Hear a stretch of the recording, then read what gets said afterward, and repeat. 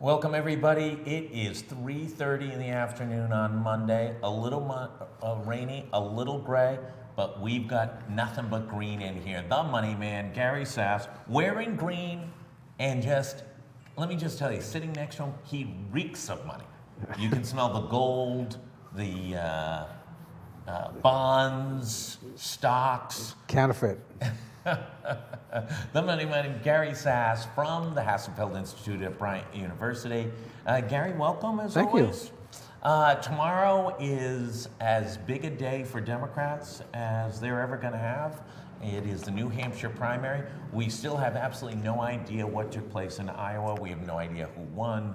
We don't really know who has any momentum other than we know Joe Biden doesn't.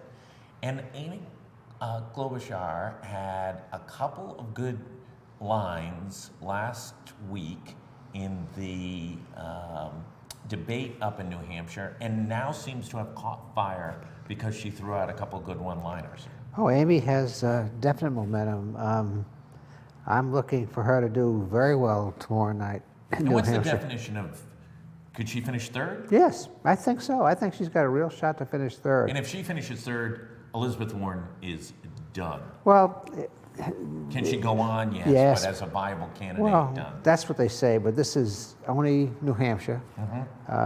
We can have this conversation after Super Tuesday, because when you say somebody finishes third, fourth, or fifth, if one person has 12 points and one 13 and one 15 percentage voted, So, an amazing. interesting CNN point this morning. No one in the last 8,000 years has gotten their party's nomination who did not finish first or second in New Hampshire. Well, is that right? Because didn't Buchanan carry New Hampshire? Right, but Bush finished second. Oh, well, first or second? Finished first or second to get the nomination. Well, we'll see. That's what the history of the precedent's been. But there are candidates that may be closely bunched up. I'm a big fan of Amy Klobuchar. I think she represents what the Democratic Party should really stand for. The Democratic Party is becoming a cult of ideology, just as the Republican Party has become a cult of Trump's personality. This group is forgotten about politics, and they become a cult of ideology. And Amy, through thick and thin, has stayed her ground. Stood up for center-left values, been very pragmatic and very clear, and I thought it was just a matter of time till she caught on. But we'll see tomorrow. But I'm looking for her to come in third. I think Biden's attacks on Buttigieg, hard to judge what happened, but I was up in New Hampshire, and the saying about Buttigieg, obviously a non-Buttigieg quarters, is he sounds so good but says so little. And But isn't that a little of the secret, right? Isn't well, it? that is part of the secret. It is part of the secret. I mean, Franklin- listen, I love Barack Obama. I gave him money, significant money early, and it was all hope. Well, you can go back further than that. You can go back to the first election in 1932 of Franklin Delano Roosevelt, where history buffs will know that the New York Times would write constant editorials. Well, Governor Roosevelt, tell us what you stand for. What are you going to do? And he would just fly above the clouds. So I guess it worked for him. It could work for Buttigieg, but he's taken some hits recently. His momentum is slow. He's still in second place. If he finishes second, Sanders wins, Buttigieg finishes second, does then the party face the lesser of two evils and needs to start moving over to the more moderate candidate, Buttigieg, and otherwise fearing that Sanders gets on a roll, overperforms in Nevada, overperforms in South Carolina, and before you know it, it is Sanders as the Democratic nominee? I went through that 4 years ago with Trump. No one thought that would happen. I think it's too early to reach that judgment. I think Buttigieg finishing first or second, and we know what happened in Iowa. It was dead heat between Sanders and Buttigieg. Right. You can count it any way you want, and they can have recounts and extra recounts. Fact is that there was a substantially dead heat between those two. And I think Bertie's probably picked up some momentum because of geography in New Hampshire. But Buttigieg will do well. But then you look at what happens to Buttigieg going forward, and 40% of the Democrat Party is made up of minorities, blacks, Hispanics, and people of color. He's not even registering in some states with that constituency. And so, let's see. I think things have changed. I think it's early. I don't think we've ever experienced, and it may turn out to be nothing. It may turn out to be something very significant, a Bloomberg kind of bloom, where a guy can spend millions and billions of dollars, avoid the first primary, and now national polls, he's third or fourth in the national polls. That hadn't been in one contest yet. The Democratic Party, and I think this is not original on my part, James Carville has said this, they got to get back to kind of retail fundamental politics.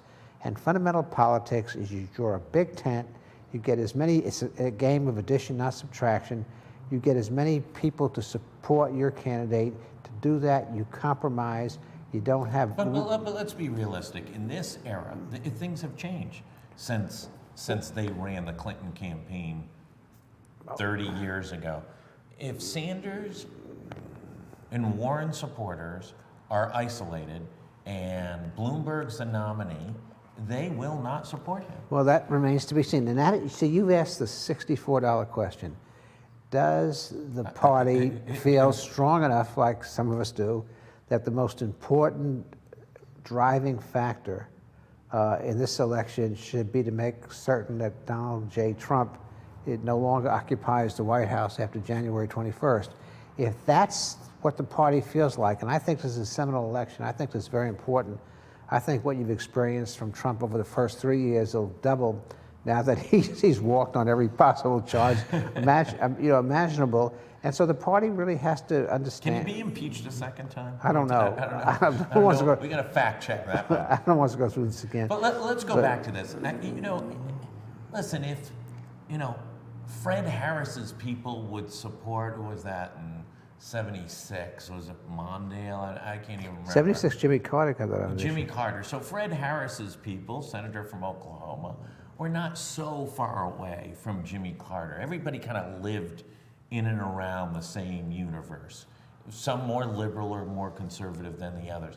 Now what the spread is and the language, what's Bernie hitting Buttigieg on? That he's taken money from 40 different billionaires. Yeah, and Buttigieg responds back quite well, saying, "We give a vote for me. That's good." And see, that's what's going through the Democrat Party right now. There are two key questions that we can talk about, who's up and who's down, and I can tell you that's going to change. But the two fundamental questions are we a political party that is not an ideological cult? Elizabeth Warren got herself in trouble. She was running a great campaign. She's a very smart woman. Well, she was running a great campaign when she was focused on corruption, big government ripping us off. And then all of a sudden, the ideology is we have to have Medicaid for all. So she makes a stupid statement about Medicaid for all. And then Bernie keeps on ducking. Bernie's never answered the question about cost, but because the woman has plans and it's very thoughtful, she answers the question, and she might have heard her in the campaign. So they have to decide whether they're going to, the test is political viability and winning left of center, certainly not giving up on your principles, but just not being totally driven by the flavor of the day or the ideology of the month. And they haven't made that decision yet. And that, it's going to be interesting to see, because this is the only group, and I shouldn't say the only group I knew, but it's not. It's a group that has a real capability of pulling defeat out of the jaws of victory because of some ideological purity. Well, let's go back to last week. Last week was as good a week for Donald Trump as he's ever had. Iowa caucus, complete disaster for Democrats. This week. They looked completely inept. State of the Union highlights all of the, these little mini profiles, Tuskegee airmen and their great grandsons, and couldn't have been any better choreographed. It was pure Reagan, and executed brilliantly. And then Pelosi just can't stand it anymore. She has a meltdown and tears up his State of the Union. And then you add on that, of course, the impeachment does not move forward with the removal. It must have been frustrating for the speaker to sit there and listen to 53 minutes of lies. Absolutely. But no question, he had a great week. He delivered his State of the Union speech was well crafted. It was delivered the way he wanted to deliver it. There was an edge. to it. The Democrats self-destructed in Iowa. They were totally inept. He was acquitted, so the Ukraine 3 for 3. mess was behind him. And so while he's having a good week, his opponent's having a bad week. It magnified. If the election were held today, it's a jump ball, and he has as much chance of winning. And think about, the other good thing that happened to him, which the Democrats have to figure out how to deal with, 225,000 jobs were created the previous month. And while, he puts a spin on the economy, which you would expect an incumbent to do, I don't think there are other issues as well. He had good economic report on top of that, and the economy's stupid. Yep. So he has a great week, and the Democrats are having their food fight. And they have to grow up, and they have to say, well, the food fight is not as important. Ideological purity is not as important as getting this guy out of office, because this guy So let's just go one last time to New Hampshire. Sanders wins 30%. Warren wins 17%. Nearly 50% of the primary voters are going to very, very liberal, very progressive candidates. Can the Democrats get out of that mess? Yes. Yeah, this is why, let's be patient. This is the second primary. Sanders, after the first furlong, Sanders is in the lead. Being in front, he can certainly run the track and end up ahead. We learned that from Trump. But the story is a couple of things. The story is that after Super Tuesday, we'll know there are candidates, none of which are perfect, but all have their flaws. And so some of the challenges to Sanders don't poll well with the constituent groups that are part of the Democratic Party in our states.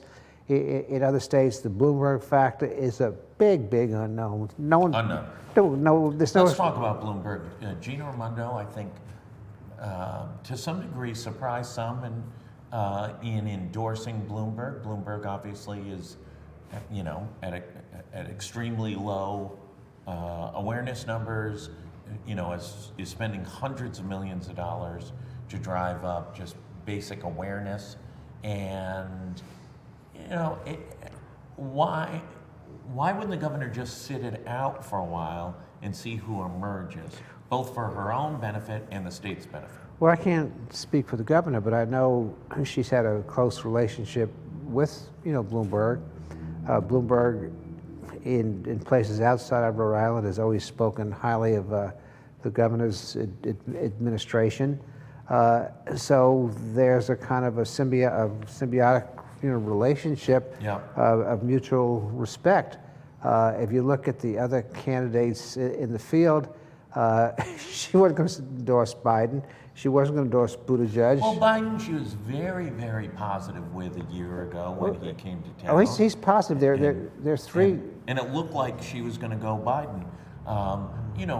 Bloomberg, right now, Bloomberg controls all the narrative on himself because he's paying for ads and no one's really paying attention to him. But he's a former Republican. He's a billionaire. And he endorsed Lincoln Chafee in 2010. Yeah, well, no one's perfect. But I would organize Republicans or independents with Bloomberg tomorrow. I think he's had tremendous success as mayor of New York. He shows he can work both sides of the aisle. He's talking about issues that are important, particularly in a place like Rhode Island, when you talk about immigration, you talk about gun safety. The anti-Trump vote, the Republican primary and the Republican caucuses in Iowa was 3%. And see, that's going to be a big number. So there's a group called Project Lincoln. You know about Project Lincoln. Yes. And on so is that number going to grow to 4%? Well, but this is where it's an important number, whether it grows to 3 or 4 or 5%. Project Lincoln is a group of dissatisfied Republicans who think that it's not only Trump that's a problem, it's Trump's enablers that are also a problem. And some of them happen to sit in the United States Senate.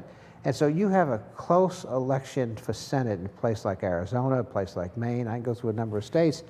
And if there's 3 to 5%, or I'm just picking a number out of the air, but if there's a small percentage of traditional Republicans that can't vote for Trump, and don't feel comfortable voting for a Republican that has enabled Trump, that 3 to 5 or 7% can make a hell of a difference, because those races are going to be very, very close. And so I don't want to get off on the Were you at the Bloomberg Raimondo event? I was not. I was somewhere out of state, Let's go to the State House. Okay. Lots of chaos up there right now. Speaker under duress on a number of fronts. He's got a grand jury sitting in which at least 2 of his staffers have admitted to having received subpoenas. 4 members, I believe, of the Convention Center Authority board or staff are scheduled to attend. This is targeted at him. It's not targeted at anyone else. And he's the most, as I understand it, the most powerful man in politics in the state of Rhode Island. Well, see, there's something funny. After speakers, not just in Rhode Island, but in a lot of places, after a person has been speaker for 6 or 8 years, they kind of forget what got them there. They get a little careless. But as we discussed, last time, that's politics. If he did anything wrong, the Attorney General and the grand jury will let us know. So it's kind of foolish for someone to sit around and second guess. But does it just create upheaval? Listen, nobody's going to follow him down the primrose path right at the moment. His lieutenants and colonels and captains need to be having breakfast at undisclosed locations on a regular basis, deciding how they're going to carve up the turkey. Obviously, the governor is sitting there. Yeah, she's probably kind of helping it along a little bit. Right. Now, yes, of course. Anytime you build uncertainty into a system which is already paranoid, it causes the system to be less than efficient. But it's early in the session. There's no decisions that are coming out of the session, right now. So I think by the time the legislature has to really get down to making decisions, hopefully this will be resolved one way or another. My agenda is different. We spoke about it last time. I chair this commission in 1992. I found out. I went back and looked at it. Which said cut the size of the legislature. We did. It says make legislative play rational, which we did. It said get rid of legislative pensions. All done. It had a number of other recommendations which were also addressed in one form or another by the General Assembly. One area they didn't touch, and that was management. Mm-hmm. And management relates to how the Joint Committee is run. So as a kind of polyanderish, naive individual, I'm hoping that this gets everyone's attention again. Says, no, we can manage this place better.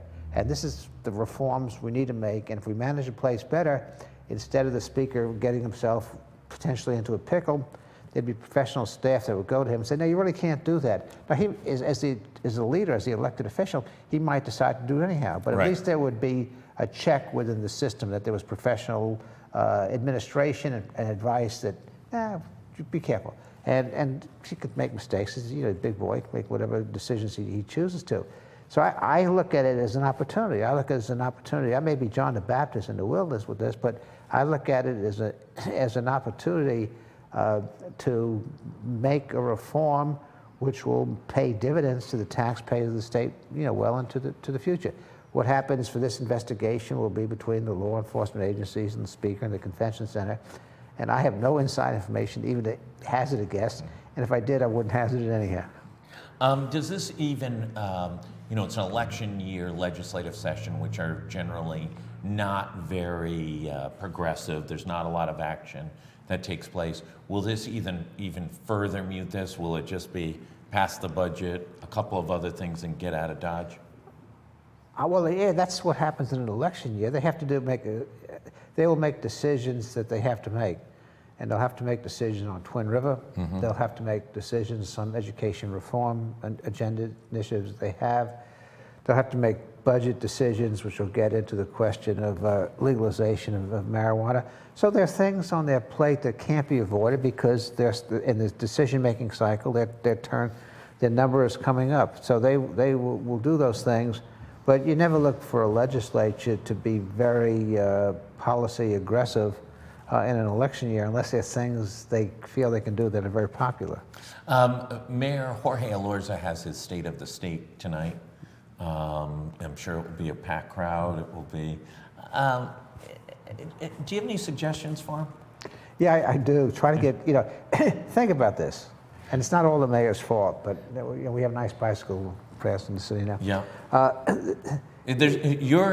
you implying that there is more to managing a city, the capital city, of 180,000 people than bike lanes? Well, what I'm implying. Are you implying that? No, what I'm not. No, don't put words in my mouth. What I am implying is that if you're mayor of the city, you got to be mayor because you thought you could make a difference on big, important things. And making a difference is not to give the state control. So the state has control of zoning and this. Took over 195 commission, stripped the city. And that was before law, so that happened when Angel was Well, mayor. but even further stripped. Yeah, but took away the schools. Took away the schools. So you lost control of zoning, your capital city, your major commercial area of your city. You lost control of your schools. Your schools are 35, 40% of the budget. And so my advice is, is to be cooperative, but also to recognize that there are legitimate differences in representing neighborhoods and people and communities that they might have as wise or unwise as they may be, vis-a-vis, state brilliance and state, control of everything. So I would focus on this. I would talk about how we're going to get out from under state control. How are we going to work with the state to do that, but how are we going to get out from under state control?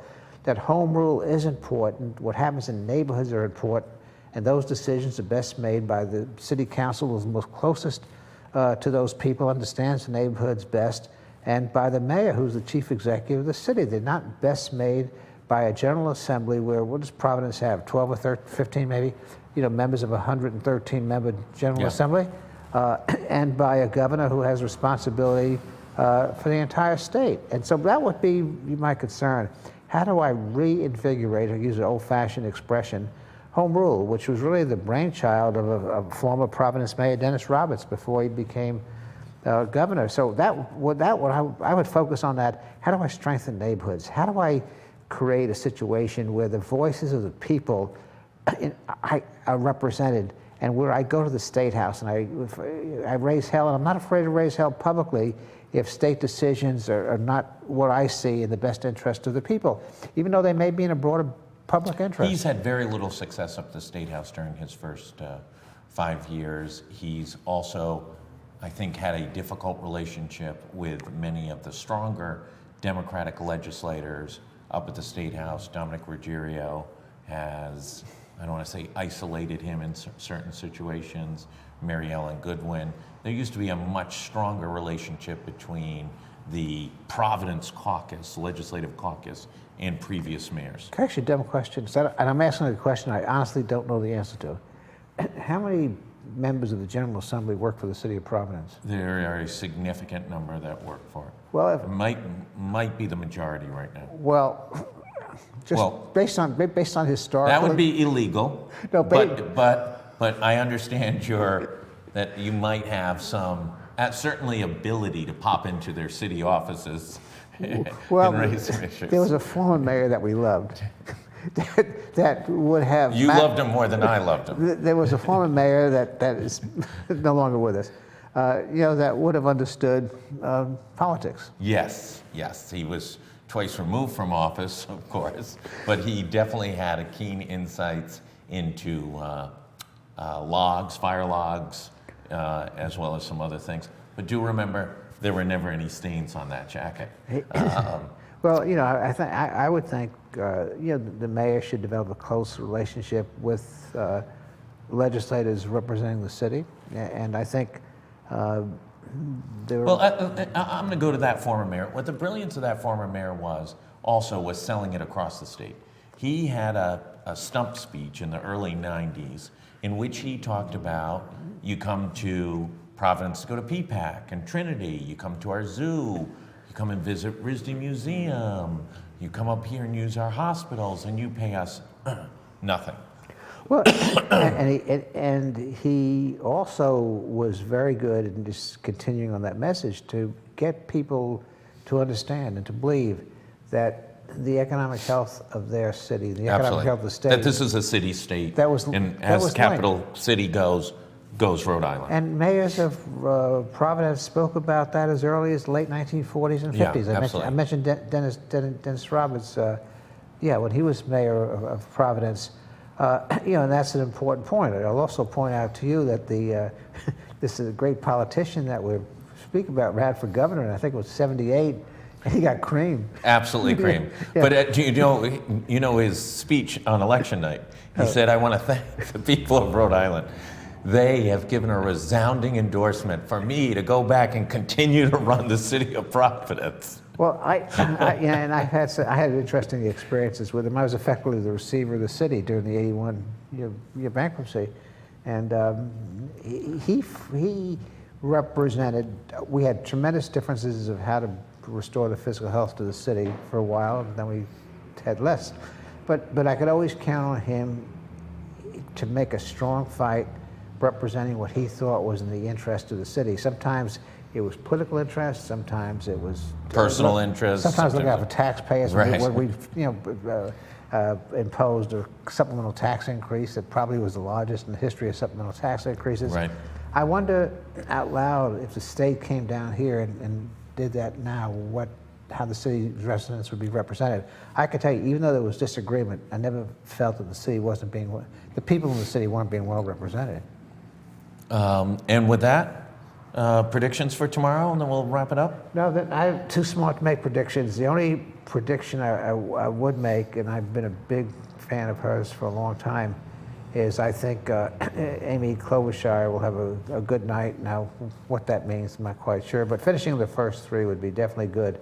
Finishing a close fourth would not be as good. But I think Joe Biden has to demonstrate some hidden strengths, which have been glossed over the past couple of weeks. I think he needs to finish third-ish, close fourth, or he's in a boatload of trouble. And I'll also, begin to wonder, these are early caucus and primaries. Watch Bernie Sanders. The forward momentum and his ability to fundraise from small donors constantly, every month, $25 million, $30 million. No question. And as Elizabeth Warren fades, that $25 to $30 million may go to $40 million.